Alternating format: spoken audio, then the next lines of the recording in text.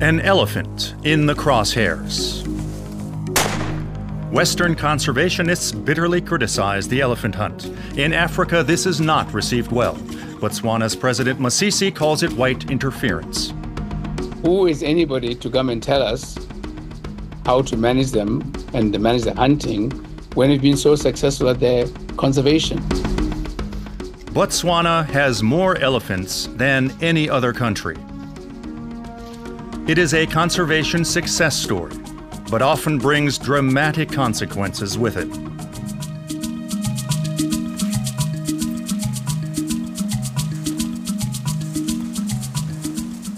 He's gone that way, and he's turned around and he's gone back. His track is over there. So a large and old-looking bull. And you can see this is wet here. Yeah, wet. His saliva is still on it. Let's have a look. Or should be. Leon Kachelhofer and his hunting companions can hardly believe their luck. The Botswanans have only been on the hunt for a few minutes. They hope to shoot an elephant in this controlled hunting area on the edge of the Okavango Delta, north of the district capital, Maun. Good. There's a lot of wear, not completely worn out. It looks like an old elephant by the character of the track. It's big and it's alone, and this is the type of elephant we're looking for. The track is very distinct, so it's actually quite fresh. I would say maybe early hours of the morning. But the best way to tell is when we find the first lot of droppings by the color and sometimes the temperature of the droppings. For Leon Kachelhofer, hunting is a passionate affair. He loves the adventure, the environment, and the thrill. Hunters must adhere to certain rules. The age of the elephant, not necessarily. You don't hunt from the back of the vehicle. That's not hunting, or chase an animal using a vehicle. We want to try and keep it as traditional as possible, and this is regulated by the law and also by the ethics of the profession. You have to give the animal a fair chance. The hunters have found elephant dung, and it is still warm. The elephant itself cannot be far away. Dung is not all the elephant has left behind. He's barely eaten anything, but he's pushed over this beautiful tree older than the elephant. When you have too many elephant, you end up with no trees. Kebafilwe van Dani knows all too well what kind of destruction elephants can wreak. The cattle farmer lives with his family outside Maun. Elephants regularly pass right by their front door, sometimes whole herds. He constantly has to replace his fences when they are in the elephant's path.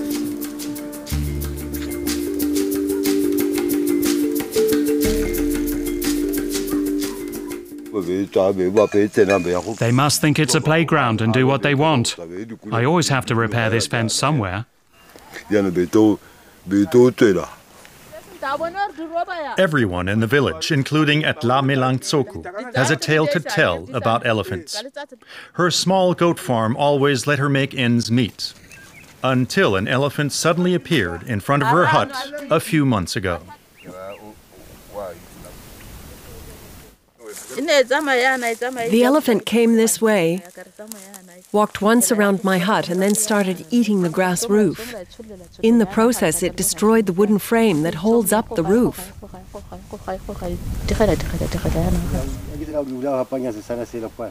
Bakai Mapare had it even worse. He had planted watermelons in this field. On harvest day in early May, a group of elephants suddenly broke through the fence and started eating the harvested melons. Bakai ran back into the house for his rifle. I fired a warning shot and it somehow hit one of the elephants, but they still didn't run away. I fired off another shot and then one of the elephants attacked me. Bakai was extremely lucky. Elephant attacks are often fatal. Bakai was badly injured, but survived. He shows us the scar where the tusk pierced him from the shoulder blade through the armpit. There's a baby, there's a big mama, that's a big boy. In 2018, conservationist Owaitse Nawa founded the Elephants Protection Society NGO. Since then, he has been promoting peaceful coexistence between humans and elephants.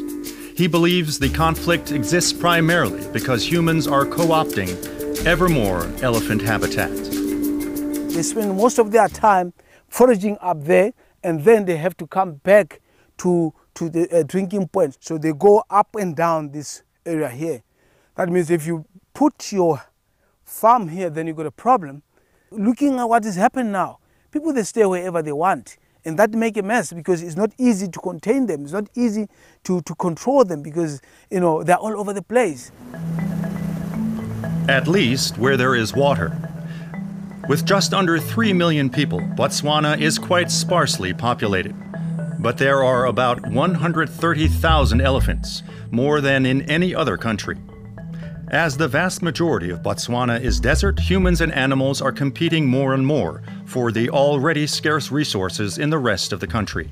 The lack of food, the lack of water, that's why you'll find that these elephants are moving into livestock areas. They destroy people's livestock infrastructure and the like. So really, the higher numbers of elephants, if they continue unchecked, they will really affect a lot of people.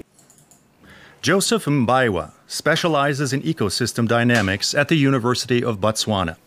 He is convinced that the elephant population must be drastically thinned.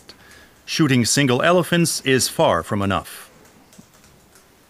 To some extent, I like what the South Africans did at Kruger National Park. What they simply did, they had an abattoir, like a butchery.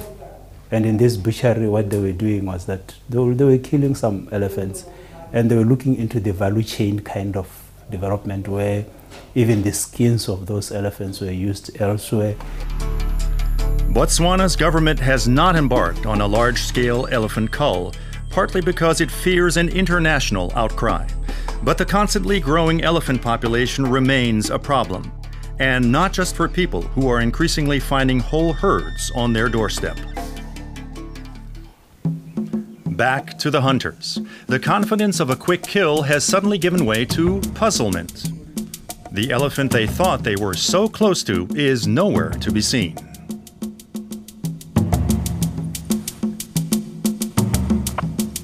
Yeah, wabita. So this morning we were all so sure that we're going to get onto this bull and at least get a look at it, and quickly. I mean, the dung was warm and everything, and he's changed the game on us. You know, they've gone into deep water and we can't pursue him. So that's why you need to book a long hunt, because you can't predict it. It's hunting. Hunting tourists usually have to plan 10 days if they want to shoot an elephant in Botswana. They pay around $50,000 US for the trip, of which about 20% goes to the state. Most trophy hunters come from the US and Europe.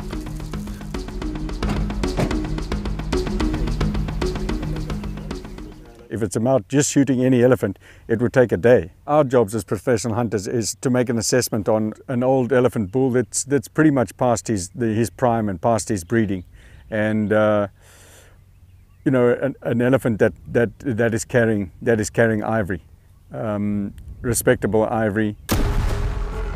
A campaign video by animal rights activists.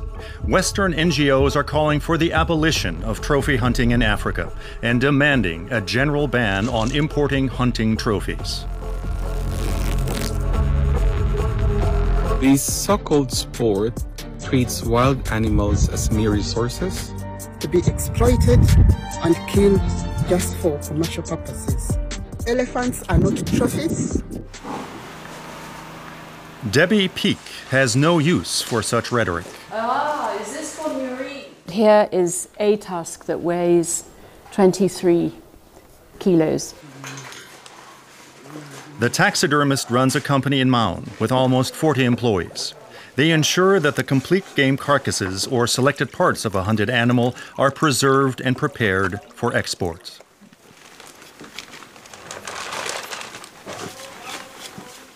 This is all part of an economy. a wildlife economy that we are trying to grow, and bans that are knee-jerk reactions to animal rights campaigns of misinformation are very damaging, because it hurts every level of our economy, starting from the tracker that shows you that animal or that elephant to a small business like us. The hunting trophy business is still going well, especially with the US. But the businesswoman is still very concerned that more countries could ban the import of hunting trophies. Belgium, Finland, and the Netherlands have already tightened their laws. We need to keep the pressure up on these countries to say, look, we've got good conservation programs. A lot of them are built with EU funding. So it would be really hypocritical for them to keep pushing and say, well, you know, the NGOs in our country are saying that this doesn't benefit people and that elephants particularly are an endangered species. Well, in Southern Africa, they are not. And all they need to do is come here and have a look. In Botswana, elephants are also being encountered more and more frequently outside the protected areas. They in turn come across urban infrastructure, like aqueduct inspection shafts. In their search for water, the giants simply push aside the heavy covers, causing immense damage.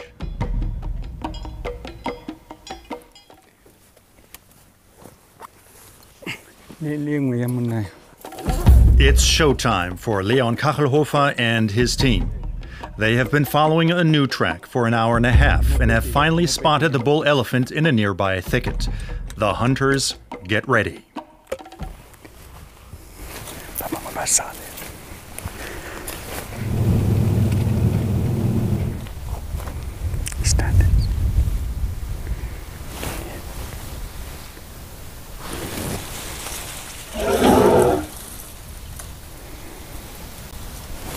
But suddenly, they turn back.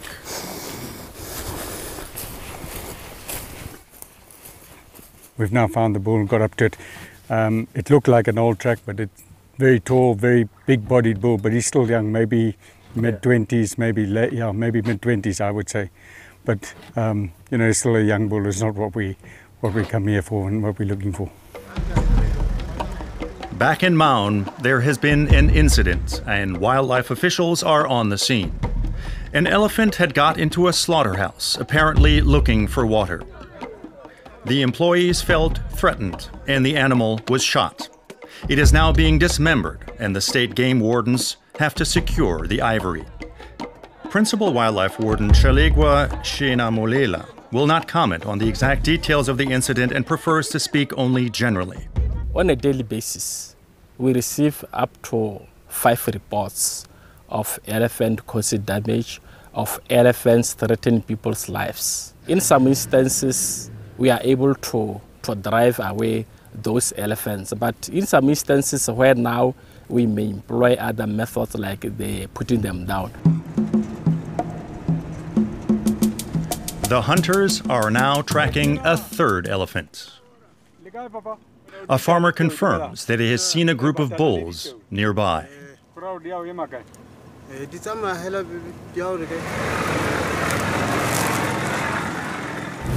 3 bulls, 3 elephant bulls. We're going to get close and have a look and see what they look like. During their pursuit, the hunters pass by several settlements. The people here say they saw elephants just a few hours ago. The villagers hope the hunters will kill one of the animals and that they will get some of the meat. Unfortunately, the elephants are now on one of the many islands of the Okavango River, which at this time of year looks more like a swamp. Point us shooting the elephant if we can't get the people to the meat or the meat back across the river. But there's a crossing point further back, so let's go and cross this nice icy water and see if we can catch up to those elephants.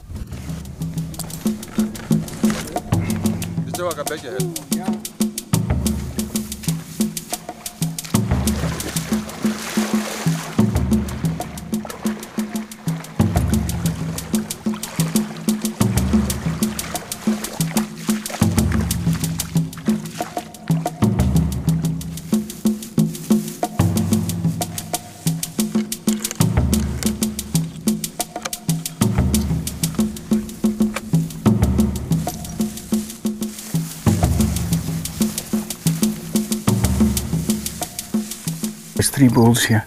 There's this fellow here, then there's a smaller bull, and then I think probably the oldest or the most mature bull is completely broken off, which is perfect for the purpose of our hunt. As far as possible, bulls with substantial ivory are reserved for visiting trophy hunters.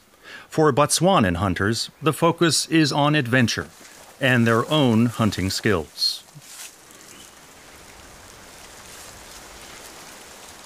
Trophy hunting pumps at least $15 million into Botswana's economy every year. Let's go back here. Very good.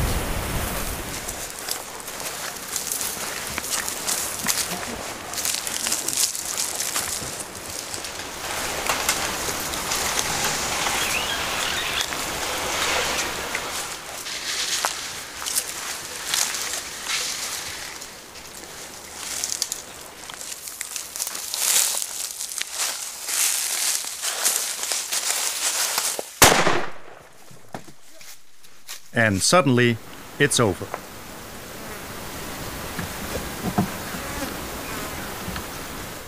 And the hunter made a very good shot and killed the elephant outright. We came around, we gave it a coup de grace, you know, out of respect and just to make doubly sure that it's all over. A wildlife authority official must accompany every hunt to ensure that the hunters adhere to the rules. A maximum of 400 elephants may be hunted in Botswana each year. This corresponds to around 1/3 of 1% of the total population. It's not a population, necessarily a population management tool.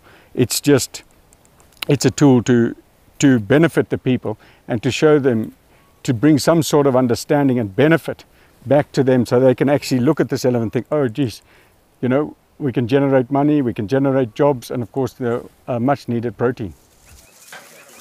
About an hour later, the first villagers reach the island in the river. They have come prepared with heavy tools. The men are grateful for the free meat. But animal rights activist Owa Itsenawa argues that the trophy hunting is not the godsend for the people that hunting advocates claim it is. Got no problem with hunting as long as it's done equally. Unfortunately, we don't see that happening. You find that in most cases, it's either the hunter or the client who benefit more than the community. Go there and look at the lifestyle. The standard of life, it's very long, very poor. No fresh water, no ablutions. Meanwhile, a good 24 more local people have arrived. Despite the exhausting work, the mood in the air borders on festive.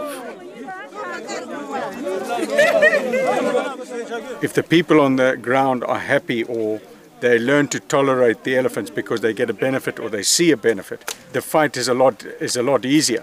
It's human nature. We look after what has value to us and to our livelihoods. Hunters, villagers, scientists, and even local conservationists agree on one point. Those who live with the elephants must be allowed to decide for themselves if and how they are managed, whatever the West says.